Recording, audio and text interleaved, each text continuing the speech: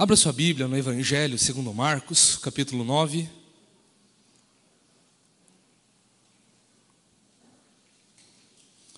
Faremos a leitura dos versículos 33 a 37.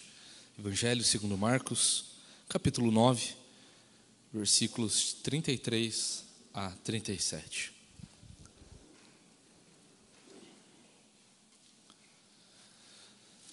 E diz assim, a palavra de Deus, em Marcos 9, a partir do versículo 33 até o versículo 37. Chegaram então a Cafarnaum. Estando em casa, Jesus perguntou aos discípulos, sobre o que vocês estavam discutindo no caminho? Mas eles se calaram, porque no caminho tinham discutido entre si sobre quem era o maior. E Jesus, assentando-se, chamou os 12 e lhes disse, se alguém quer ser o primeiro, será o último e servo de todos. Trazendo uma criança, colocou-a no meio deles e tomando-a nos braços, disse-lhes, quem receber uma criança, tal como esta, em meu nome, recebe a mim. E quem receber a mim, não é a mim que recebe, mas aquele que me enviou. Vamos orar?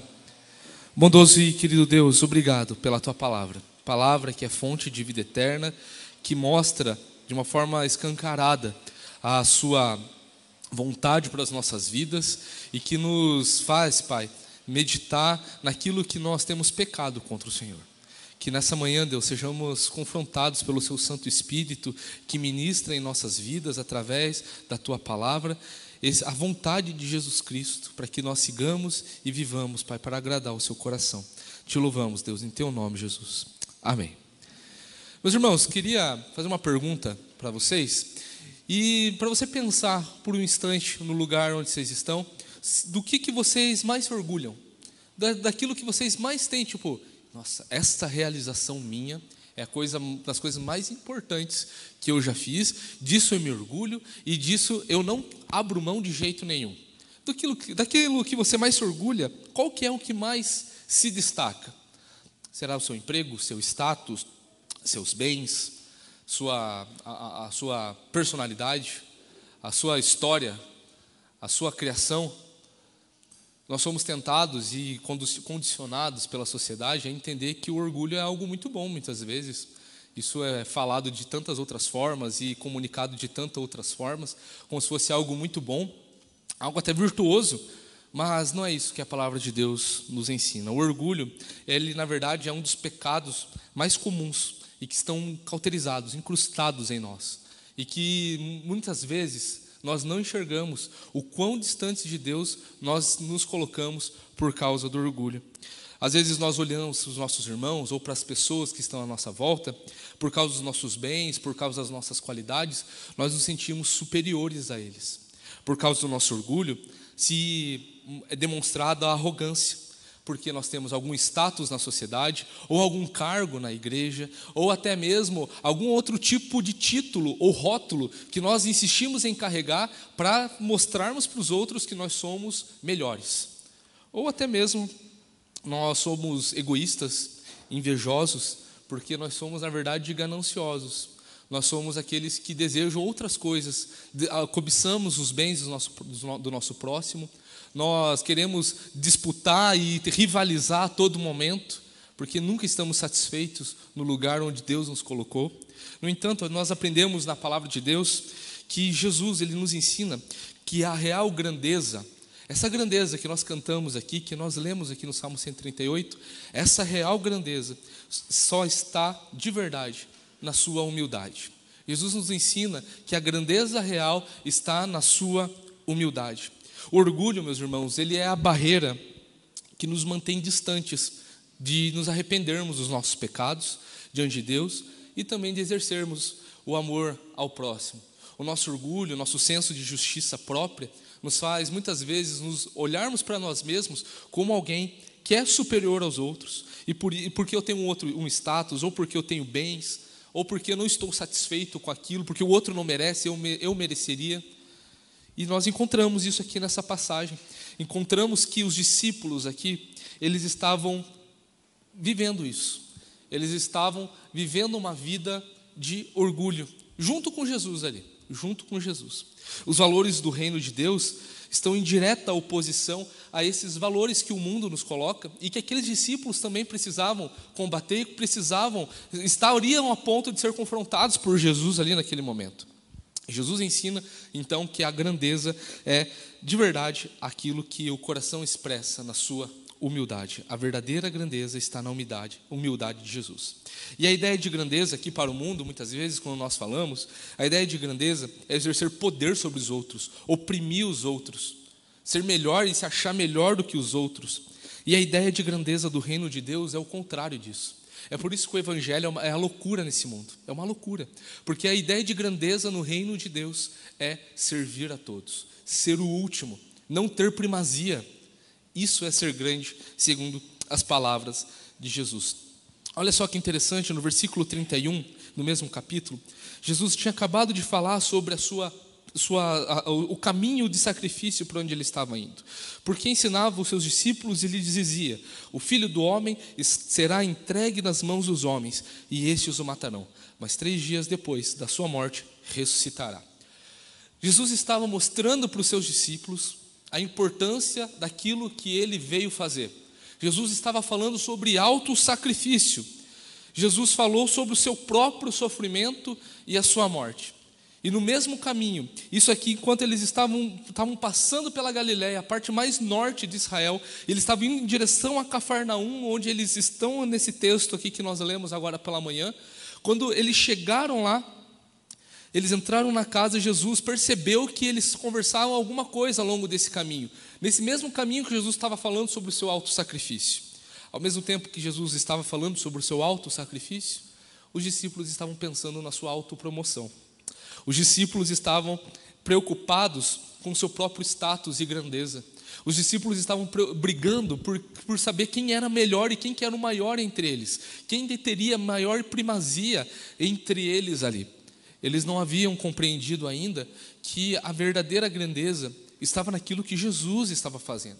O Deus encarnado que veio se entregar por amor de pecadores, por amor de pessoas que estavam condenadas para a miséria, para a ira e para a condenação eterna. Eles não haviam compreendido isso ainda. Eles estavam achando que, porque eles estavam acompanhados do Messias ali, não entenderam ainda o que era o papel do Messias. Eles achavam que teria algum tipo de primazia no governo daquele Messias político, provavelmente, ou era aquele Messias político que eles estavam pensando e imaginando que Jesus poderia ser. Mas não é isso. A verdadeira grandeza, Jesus nos ensina, é ser o último e servo de todos. Jesus está falando que o orgulho, ele é o caminho oposto de uma vida de santidade e de piedade. O orgulho é um caminho totalmente diferente do propósito que Deus tem para mim e para a sua vida. O orgulho é uma jornada em glória, é uma jornada que não faz sentido, porque Deus, ele resiste os soberbos. Tiago 4 vai nos falar isso. Deus, ele resiste os soberbos. Porque Deus, na sua glória, na sua majestade, no seu nome excelso, como cantamos aqui, pelo amor do seu grandioso nome, como lemos no Salmo 138, ele se encarna e se faz humilde. Não merecedor da pena, mas aquele que carrega a pena que eu e você merecíamos. É por isso que o dever de todo cristão, de todo filho de Deus, de todos aqueles que vivem a vida de Jesus, de todos aqueles que pedem mais de ti e menos de mim, deve ser uma vida de total humildade. Porque Jesus nos ensina a ser assim. Jesus nos ensina a perceber que sem Ele não existe vida. Sem Jesus não existe, de fato, o significado para estarmos vivos. E muitas vezes nós nos colocamos num lugar de cegueira espiritual, entendendo que, não compreendendo que o orgulho muitas vezes é o pecado que nos afasta do amor de Deus, que nos afasta de exercer o amor ao nosso próximo. E nós não percebemos isso, porque estamos cegos. Mas Jesus, ao encontro daqueles discípulos, fazendo essa pergunta, e os discípulos eles sabiam que eles estavam fazendo besteira. Os discípulos sabiam que o que eles haviam conversado ali, longe de Jesus, ele não fazia sentido no fundo. Mas Jesus, de uma forma caridosa, de uma forma amorosa, de uma forma piedosa, repreende aqueles discípulos com uma pergunta que não existia, eles não deram nem resposta, porque Jesus sabia sobre o coração deles, conhecia o coração deles, da mesma forma como Jesus conhece o meu e o seu coração, sobre o que vocês estavam discutindo no caminho, sobre o que o seu coração está preocupado para se autopromover, o que o seu coração está preocupado para que você seja maior entre todos, para que você seja o melhor dentre todos. Essa é a pergunta que Jesus nos faz essa manhã. Uma vida que almeja a própria conquista, a própria satisfação, é uma vida que é longe dos caminhos de Deus. Porque aqueles que vivem como nova criatura precisam viver à vontade desse Deus maravilhoso. E por isso que Jesus nos ensina que a humildade é essa real grandeza. Porque isso nos foi dado, isso é graça, isso não depende do nosso mérito. A salvação que encontramos em Jesus, a segurança e a satisfação que encontramos em Jesus, não é porque nós aceitamos em algum momento, é porque nós encontramos Jesus, porque nós aceitamos, porque tomamos alguma decisão, porque Jesus veio ao nosso encontro, nos deu isso gratuitamente e podemos nos alegrar nele e podemos ter satisfação nele. Ser servo não significa simplesmente ter uma posição servil, mas ter uma atitude espontânea, voluntária, que livremente atende às necessidades dos outros, sem esperar recompensa nenhuma. Quando nós somos orgulhosos ou quando nós almejamos fazer algo para receber algo em troca, isso é um grande indicador de que nós não entendemos ainda completamente a graça de Deus. É um grande indicador de que nós não compreendemos aquilo que Deus fez em nossas vidas. Nosso maior anseio, a nossa maior necessidade foi sanado na cruz. Quando nós conhecemos a Jesus, nós nos arrependemos dos nossos pecados, tudo foi pago, tudo foi quitado. Nós não precisamos de mais nada, e nós precisamos apenas da vida com Jesus, porque isso de fato é que nos traz satisfação e alegria. E a mensagem de Cristo é que a grandeza vem de nós servirmos uns aos outros, de sermos os últimos, de nos preocuparmos com as causas dos outros. Jesus, ele até usa ali uma criança que naquele contexto judaico não era a maior das personalidades ali, muito pelo contrário, era a menor do tipo de pessoas que poderia existir. Uma criança não tinha voz, uma criança não tinha posição social, uma criança ela tinha o seu nome, porque o seu pai ou sua mãe deram um nome baseado na ocasião nas quais ela nasceu. Era isso, a identidade daquela criança era baseada nisso. Uma criança ela não tinha algum tipo de primazia, mas Jesus faz aqui dessa criança, tomando exemplo essa criança, ao receber essa criança, nos ensina que quem receber uma criança, o menor de todos, aquele que é visto como com menos importância, recebe a mim, em meu nome recebe a mim, e quem me recebe, recebe quem me enviou. Jesus faz o exemplo de uma criança, aquela pessoa que não teria primazia alguma, e não teria nem motivo socialmente falando para termos algum ato de misericórdia, para ganharmos e sermos beneficiados com isso. Jesus utiliza disso para dizer que de fato, quem receber uma criança tal como essa, em meu nome, recebe a mim. E quem receber a mim, não é a mim que recebe, mas aquele que me enviou. E diante da nossa pequenez, diante da nossa arrogância, diante do nosso egoísmo, somos persuadidos a olhar para Jesus. Somos persuadidos a olhar a grandeza de Jesus e ver que na sua grandeza ele se fez humilde. Ele se fez um ser humano, sofrendo todas as mazelas que nós sofremos. Sendo rei sobre todos, Senhor sobre tudo, ele não reivindicou isso para si mesmo. Antes tomou a postura de um servo. E um servo sofredor, como diria Isaías. Não simplesmente como um servo, mas serviu ao ponto de entregar a sua vida. Tivemos ontem no nosso culto da juventude, a pregação no texto de João 10. E vemos nesse texto, quando Jesus fala que ele é o bom pastor, ele fala que ele dá a vida porque ele ama as suas ovelhas. E ele faz isso voluntariamente. Ninguém a toma a sua vida, mas ele faz isso porque ele quer. porque Ele tem autoridade para dá-la como para reavê-la. E Ele faz isso porque Ele nos ama. A nossa vida é de total dependência de Jesus. Jesus nos encoraja também, diante dessa realidade, de que a nossa grandeza está na grandeza de Jesus. Ele nos encoraja a demonstrar amor, atenção, cuidado aos mais fracos, para que creiam nele.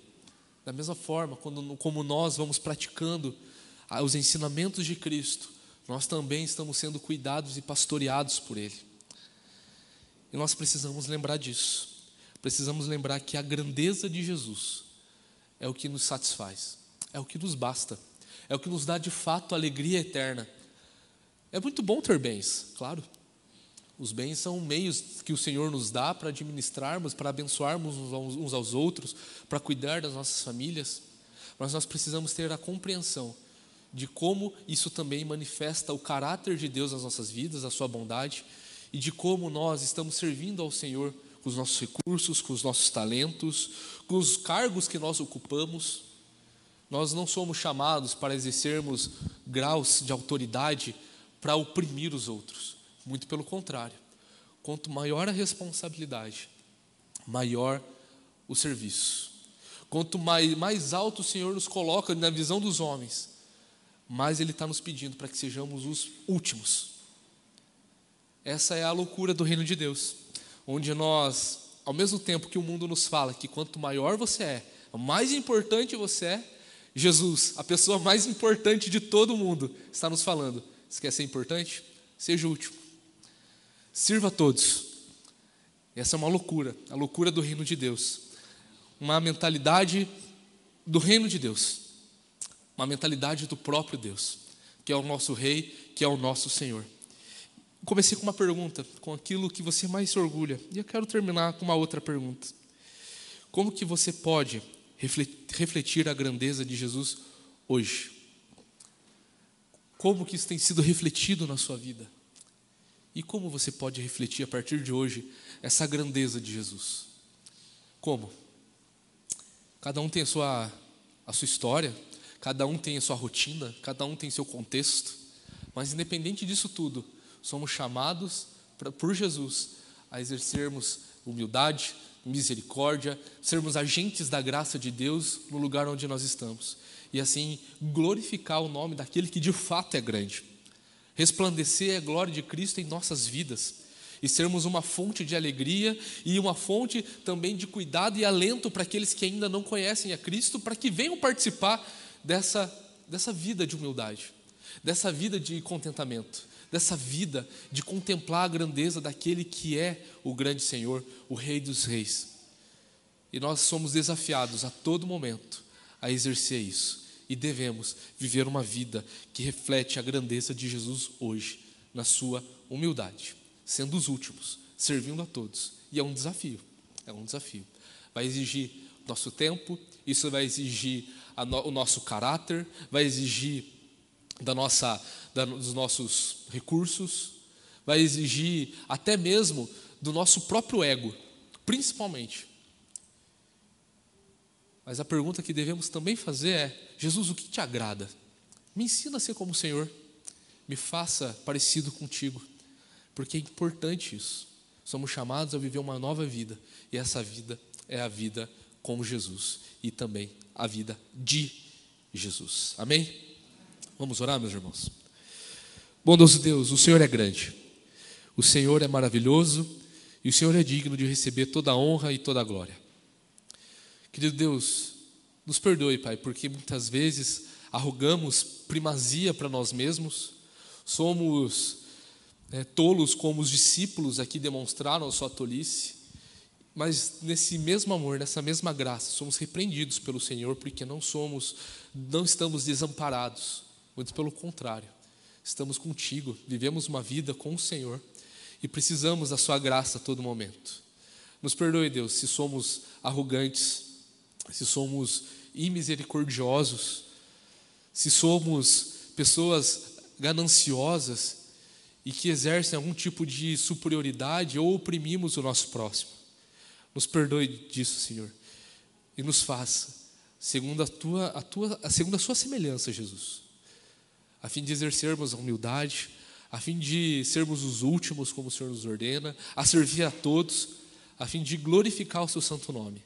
Não permita, Deus, que caiamos no nosso próprio eu, mas que vivamos a vida de Jesus a todo momento. Sê conosco, Deus, que o Senhor derrame a sua graça sobre as nossas vidas e que tenhamos a alegria, Pai, sempre, sempre no Senhor, reconhecendo que a sua grandeza, a sua ação sobre as nossas vidas, a sua misericórdia, a sua graça é que nos basta, é que nos sustenta, é que nos dá qualquer título maior do que podemos imaginar, que é de sermos chamados filhos de Deus. Te louvamos, Jesus, porque o Senhor nos amou e por isso nós te amamos. E engrandecido seja o seu nome, o seu, não o nosso. E que sejamos, Pai, sempre humildes, sempre discípulos, sempre filhos amados do Senhor. No seu nome, Jesus, que nós oramos e agradecemos. Amém.